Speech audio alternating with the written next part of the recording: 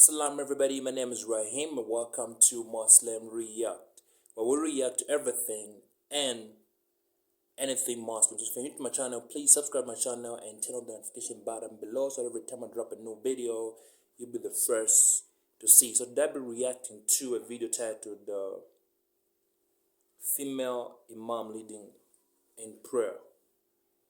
So apparently in some parts of the country there are women who are leading men in prayer, which I definitely know that it's not allowed. So yeah, let's just see how that works. Alright. Rasul sallallahu alayhi wasallam told us, he said, إن بين يدي الساعة كقطع من الليل المظلم.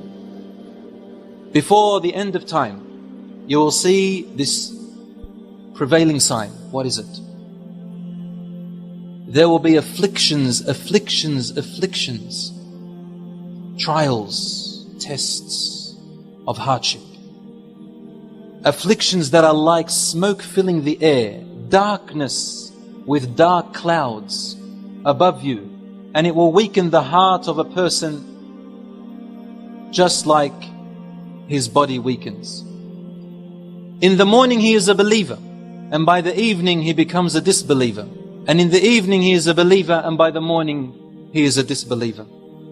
So much fitan, confusion, deception, lies. A person in the evening is a believer. By the morning they went on the internet and it confused everything about their religion to the point where they become atheists.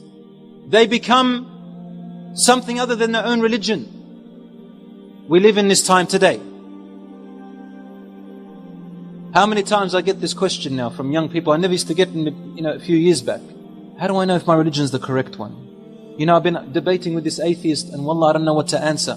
I'm thinking of becoming an atheist myself. Yes. Have you heard about the Muslim Gay Society? There's one in Sydney, there's one in America, and there's one in London. The one in America is very old, the oldest one. The one in London is second oldest. There is a lesbian mosque and a male gay mosque. Now, Rasul ﷺ told us, you will have, before the end of time, a'immatum mudillun. You will have leaders who will lead you astray. In America there is a masjid. Its imam is a woman who gives the khutbah, and she leads the men and women in salat. Even a woman makes the adhan. And the men say takbir when they hear her khutbah. Takbir about what, I wonder? Because this is an abomination of what the Prophet ﷺ taught us.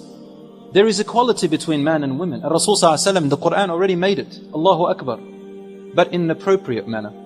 A way that shows you self-respect, teaches you self-respect. Brothers and sisters in Islam,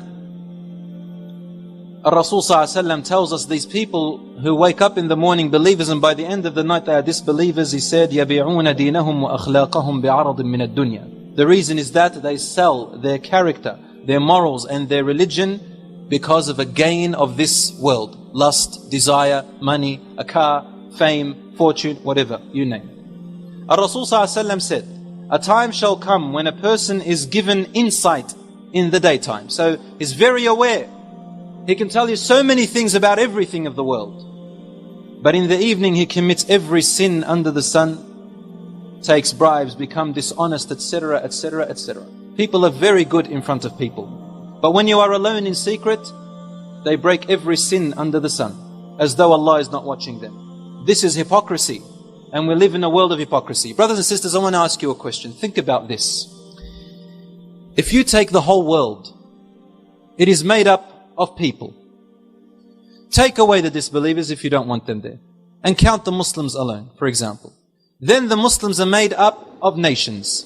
These nations are made up of states. These states are made up of communities. The communities are made up of families, and the families are made up of units of families. Each unit of family is made up of members. Unit members, one, a son, a daughter, sons, daughters, father, mother. When this individual and the next individual and the third individual and all these one individuals become hypocrites and corrupt their state, what happens? The whole community is automatically corrupt. The whole state is already automatically corrupt. Then the nation, and then the world. More than 1 point something billion Muslims in the world. And look at our state. Look at our state. What were the images we saw? What Rasul sallallahu alayhi wa sallam tells, detrimental hadith, wallah. He said, لا خير فيكم إذا فسد أهل الشام. There is no good in you, O Muslims, when the day comes that the people of Sham are corrupt. Their state is corrupt. They're neglected. Their state is destruction. There is no good in you. As though saying, Sham is the heart of you.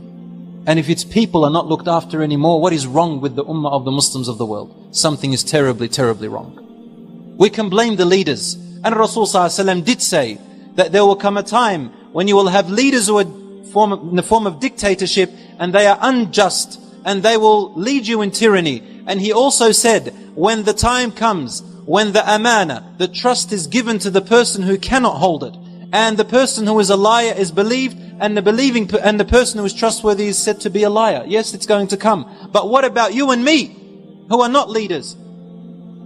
We have a responsibility first for yourself.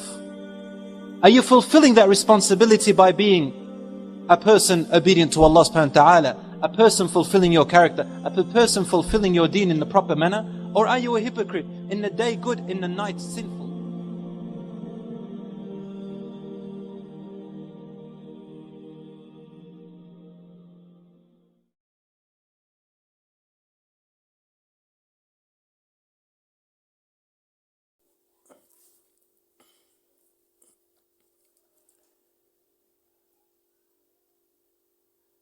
And I personally do know that we have female imams in other countries like the United States. Quite, I don't even know if it's allowed. Yeah, it's not allowed actually, from what I know. And that thing was talking about how we live in hypocrisy. I think it was just yesterday, for my mistake, yesterday or the day before yesterday, when I actually was thinking to myself about how I live personally, and then I was actually thinking if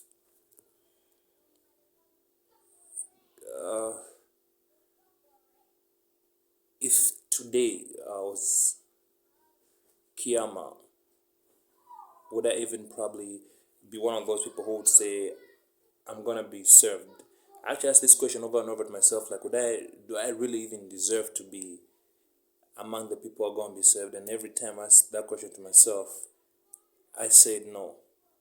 Yeah, because I kind of believe I'm not really living the way I'm supposed to. You know, according to my teachings, I feel I'm not doing enough. I'm just not doing the right thing. Because every time I ask myself that question, will I be among the people who will actually be saved if today was the day of reckoning? And the answer I keep on giving to myself is no. You know, I feel most of us actually living not really from what we believe, but it's like we're living for everyone else, but not ourselves. We neglect the teachings of God.